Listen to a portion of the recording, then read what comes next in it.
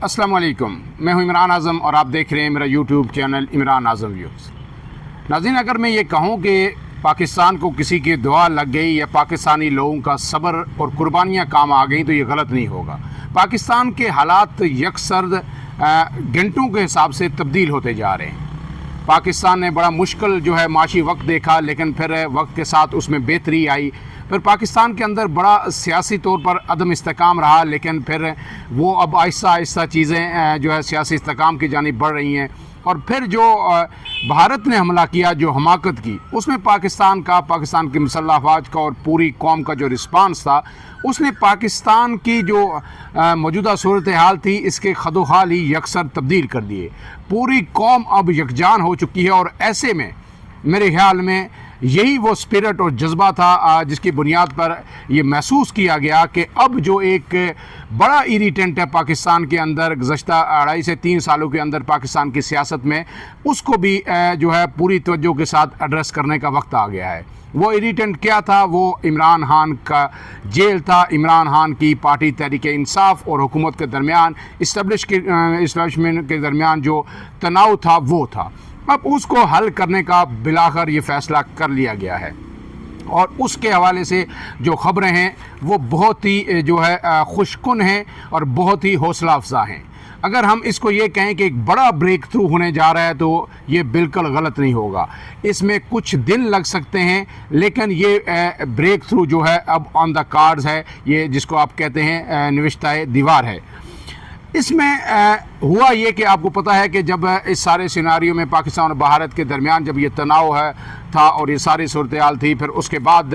जो सूरत हाल बनी, इस दौरान वज़ीर-ए-आज़म पाकिस्तान ने जब ख़िताब किया असम्बली के अंदर, तो उन्होंने एक मरतबा फिर कौमी यकजहती के लिए दावत देते हुए इमरान खान को कहा कि वो आएँ और वो कौमी मुज़ाकरात का हिस्सा बने।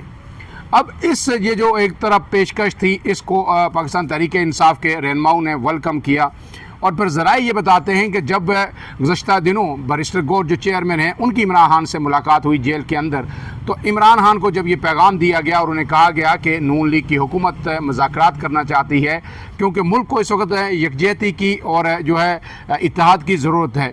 तो इमरान खान ने ज़राए का ये कहना है कि इमरान खान ने इस पेशकश को कबूल कर लिया है। लेकिन इमरान खान ने एक चीज़ जो शर्त आयद की है बुनियादी तौर पर, जो अपने लोगों से कहा कि हुकूमत से, इस्टेब्लिशमेंट से सबसे बात होनी चाहिए, लेकिन ये बातचीत जो कैमरे हैं उनकी आंख से दूर होनी चाहिए, क्योंकि पहले भी जो मुज़ाकरात हुए, कमेटीज़ बनी, नून लीग और PTI के दरमियान मुज़ाकरात हुए, तो वो हर वक्त, हर खबर, हर मिनट बाद कोई ना कोई ब्रेकिंग आ रही होती थी। मीडिया पे तज्ज़िये हो रहे होते थे, तबसरे हो रहे होते थे, फिर उस पर मीडिया टॉक्स हो रही होती थी। तो इन सब चीज़ों ने फिर डिरेल कर दिया उन मुज़ाकरात को, वरना उस वक्त भी बात बन सकती थी। अब इमरान खान ने 2 बातें की। एक तो बैरिस्टर गौर को उन्होंने ये हदायत की है कि जनाब आप मुज़ाकरात करें, पूरी संजीदगी के साथ करें, खुले दिलो दिमाग से करें और ये मुज़ाकरात फ़ैसला कुन होने चाहिए। और इसमें एक बात ये होनी चाहिए कि ये मीडिया के कैमरों से दूर, यानी इंतहाई पर्दे में, राजदारी में, behind the scene, behind the curtains होने चाहिए और गुफ्तगू पसे पर्दा होनी चाहिए। और फिर इसके साथ साथ इमरान खान ने यह कहा है कि इन चीज़ों को बेहतर अंदाज में आगे बढ़ाने के लिए और तेज़ी से मंतकी अंजाम तक पहुँचाने के लिए ज़रूरी है कि इसमें इस्टेब्लिशमेंट का नुमाइंदा भी शामिल हो। इस्टेब्लिशमेंट यानी इस मुल्क के जो अस्करी क़यादत है, आर्मी चीफ हैं, उनके अहम नुमाइंदे, या मुल्क के जो सिक्योरिटी अदारे हैं उनके नुमाइंदे, या इंटेलिजेंस का आला हुकाम या अहम तरीन नुमाइंदा भी इन मुज़ाकरात में शामिल होना चाहिए, ताकि जो बातचीत हो, जो गुफ्तगू हो, जो कंसेंसस बने, वो फिर पायदार और ठोस होना चाहिए। अब इस पर जब बैरिस्टर गौर से आज सवाल किया गया तो उन्होंने इस बात की कतई तरदीद नहीं की कि जनाब मुज़ाकरात नहीं शुरू होंगे, या इमरान खान ने इस हवाले से ऐसी कोई हदायत नहीं दी। ये उन्होंने ज़रूर कहा कि डील नहीं हो रही, कि डील नहीं होगी। इमरान खान को बेगुनाह जेल में रखा गया है, इमरान खान के साथ ज़्यादती हुई, जुल्म हुआ, लेकिन उन्होंने ये कहा कि इमरान खान बातचीत के कभी भी ख़िलाफ़ नहीं रहे। लेकिन ये जो खबर मैं आपको बता रहा हूँ, इसकी उन्होंने कोई तरदीद नहीं की कि इस पेशकश को तहरीक इंसाफ ने, हुकूमत की पेशकश को कबूल कर लिया है और अब चीज़ें तेज़ी से आगे बढ़ रही हैं। अब इसके साथ कई और फैक्टर्स हैं जो जुड़े हुए हैं, उनको भी देख लेते हैं ताकि आपको समझ आ जाए कि ये चीज़ें बेहतर हो रही हैं या नहीं हो रही, या ये सिर्फ एक अजम्पशन है। اب عمران خان کا میں نے آپ کو پہلے بھی بتایا کہ گزشتہ کچھ عرصے سے تحریک انصاف ہے تھوڑی سی سافٹ سپوکن ہو گئی، میڈیا کے اندر بھی، ٹی وی چینلز کے اندر بھی، سوشل میڈیا کے اندر بھی کچھ لوگ جو ہے وہ کر رہے ہیں اپنا چورن بیچنے کے لیے جو ہے نا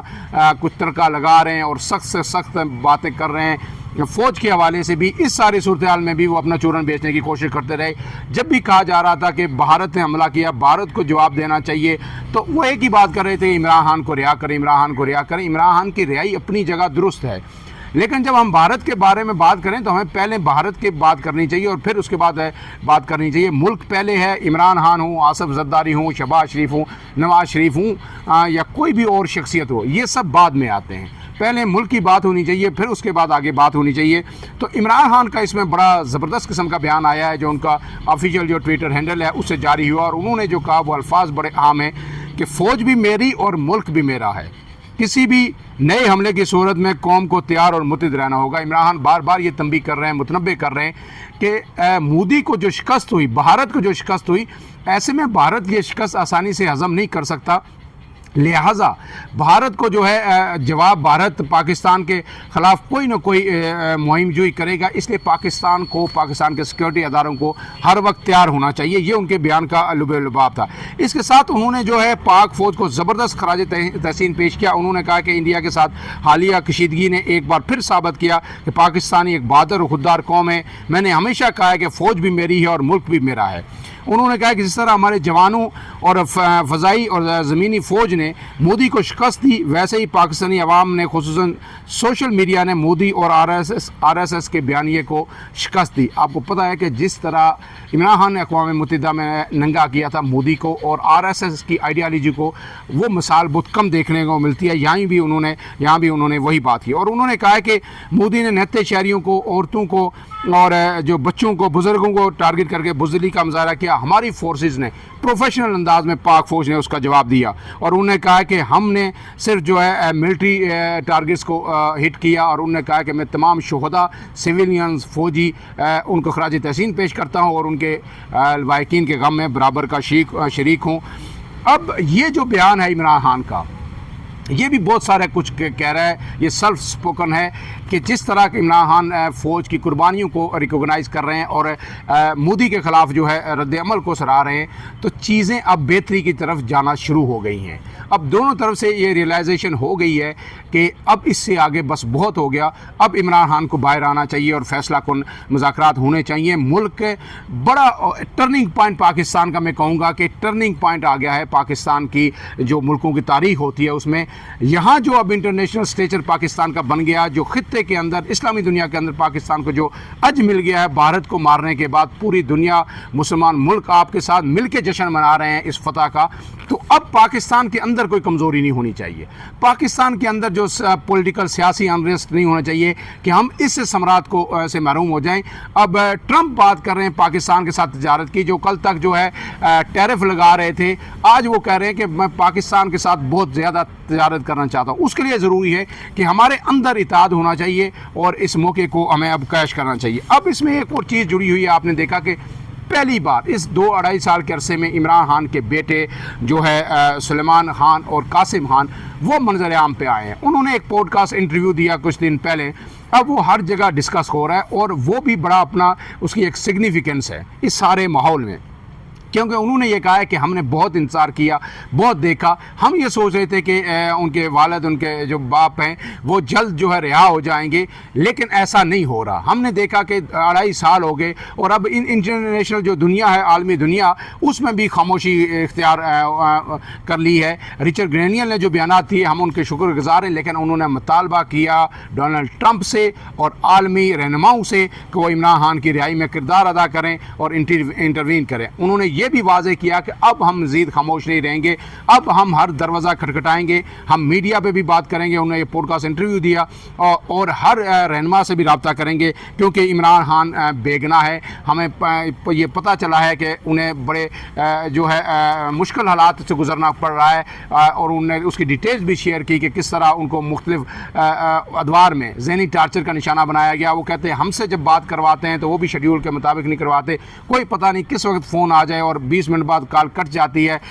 ہم ایک مہینہ انتظار کرتے رہتے ہیں، حالانکہ عدالت کا حکم ہے کہ ویکلی بات کروائی جائے۔ اب وہ انہوں نے یہ فیصلہ کیا ہے کہ وہ کھل کر میڈیا کے سامنے عمران خان کی رہائی کے لیے مہم شروع کریں گے. گویا اب وہ انٹرویوز بھی دیں گے, وہ عالمی رہنماؤں سے بھی رابطہ کریں گے, اور اس کا ایک امپیکٹ ہوگا. وہ ان کے بیٹے بھی ہیں اور برٹش نیشنل بھی ہیں, برطانوی شہری بھی ہیں, اور وہ جب بات کریں گے کسی سے بھی, برطانوی حکومت سے یا برطانیہ کے اندر پریس کانفرنس کریں گے یا امریکی حکام سے بات کریں گے, تو اس کا ڈیفینیٹلی پاکستان پہ بھی پریشر آئے گا. یہ مختلف فیکٹرز ہیں, لوکل ہیں, انٹرنیشنل ہیں. اب ان سب نے مل کے ایک راہ ہموار کر دی ہے, اور وہ راہ ہے عمران خان کی رہائی کے لیے اسٹیبلشمنٹ, حکومت اور پی ٹی آئی کے درمیان فیصلہ کن مذاکرات وہ اب ہونے جا رہے ہیں, اور اب ان سے جڑی ہر دن کوئی نہ کوئی خبر آئے گی. اس لیے جو ہے ہم آپ کو ہر وقت اس سے اپڈیٹ کرتے رہیں گے. آپ سے گزارش ہے آخر میں کہ اگر آپ نے اب تک عمران اعظم ویوز کو سبسکرائب نہیں کیا